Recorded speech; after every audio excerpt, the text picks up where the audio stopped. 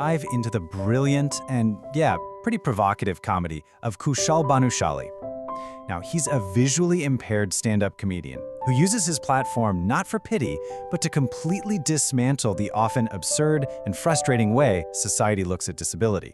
And he kicks it all off with one single line that is designed to just stop you in your tracks. So he opens with this, and in a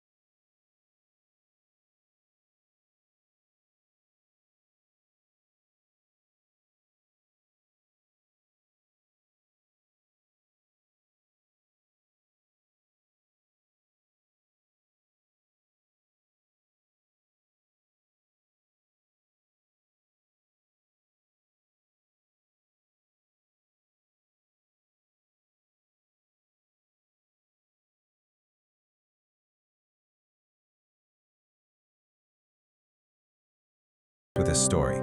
His friends convince him to put his birthday into an astrology app, promising it'll reveal these deep truths about him.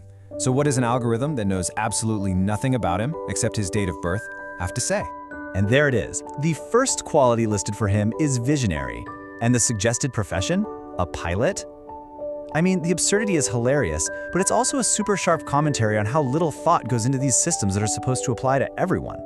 Okay, so then he turns his attention to the education system. He asks the audience to guess the cutoff score for disabled candidates on a major engineering entrance exam in India back in 2013. Just take a second. What number could that possibly be? Yep, -1. He jokes that the standard must have been based on who shits the bed the least. It's a shocking number, and it just exposes how arbitrary and frankly insulting these accommodations can sometimes be. He dryly points out that he could have been an IIT engineer even though he took arts in high school. He also takes aim at the so-called perks of being disabled. See, he gets a free train ticket to travel anywhere in India, which sounds great on the surface, but as he points out, what good is a free ticket when the 200 rupee auto rickshaw fare just to get to the station is more of a headache than the perk is helpful? Now, his critique doesn't just stop with the normal world. In one of the most controversial parts of his set, he turns his focus inward, toward what he calls the disabled overachievers. This is a direct quote from his set, and it's meant to be jarring. He's challenging this default story that every disabled person should be striving to be some kind of superhero. He jokes that these Paralympians are making him feel guilty for just wanting to relax, creating this new, impossibly high standard for the community. And to push his point to its most logical, or maybe illogical extreme, he brings up blind people competing in pistol shooting at the Paralympics. He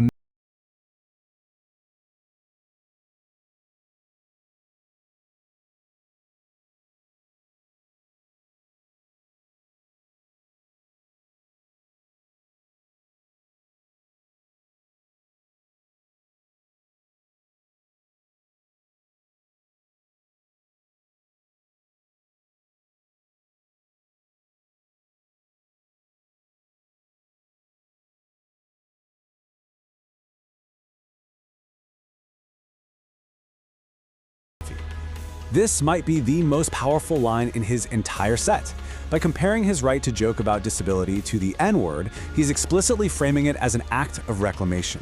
It's a privilege, he's saying, that he has earned through his own lived experience. He's taking the language and the stereotypes used against him and his community and seizing ownership of them.